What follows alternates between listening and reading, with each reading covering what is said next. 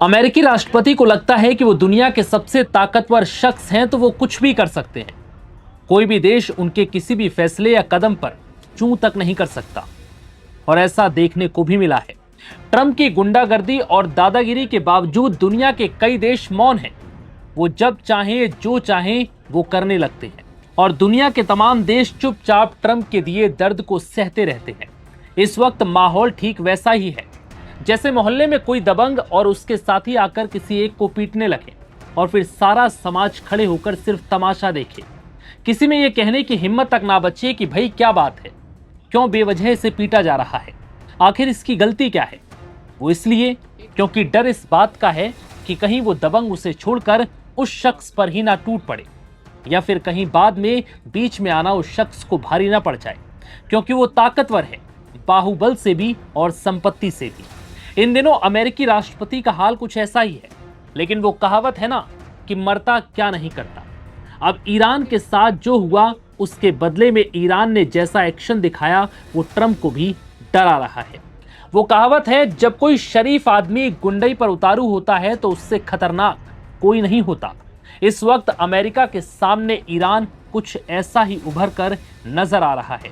Iran ने भले ही इस जंग में अपना बहुत कुछ खो दिया है, लेकिन बावजूद इसके उसने सरेंडर नहीं किया और अमेरिका के हर हमले का ऐसा जवाब दे रहा है जो ट्रंप के घाव को और नासूर कर रहा है।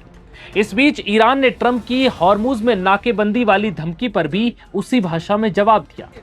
हॉर्मुज में ट्रंप की गुंडागर्दी और ईरान से जुड़े जहाजों के आने जाने पर पाबंदी लगाने के बाद अब ईरान ने ट्रंप को खुली चेतावनी दी। ईरान ने धमकी भरे लहजे में कहा कि अगर ट्रंप ने यह नाकेबंदी खत्म नहीं की तो वो अपनी पहली मिसाइल से ही अमेरिकी जहाजों को डुबो देगा। ईरान के सर्वोच्च नेता मुज्तबा खामनेई के सलाहकार मोहसिन रेजाई ने कहा कि ट्रंप हॉर्मुज के लिए पुलिस बनना चाहते हैं। क्या ये वास्तव में आपका काम है? क्या ये अमेरिका जैसे शक्तिशाली सेना का काम है?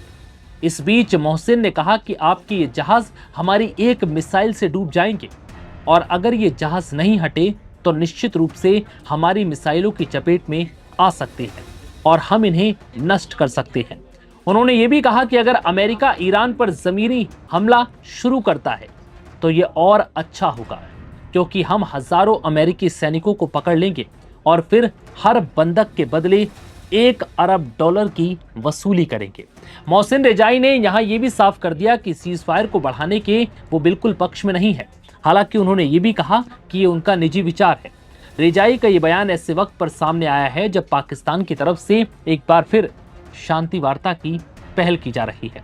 लेकिन ये शांति वार्ता क्या वाकई में होगी, और अगर होगी तो क्या ये वाकई में अपने मुकाम पर पहुंच पाएगी, या फिर पहले की तरह ये शांति वार्ता विफल हो जाएगी और एक बार फिर ईरान और अमेरिका आमने सामने होंगे।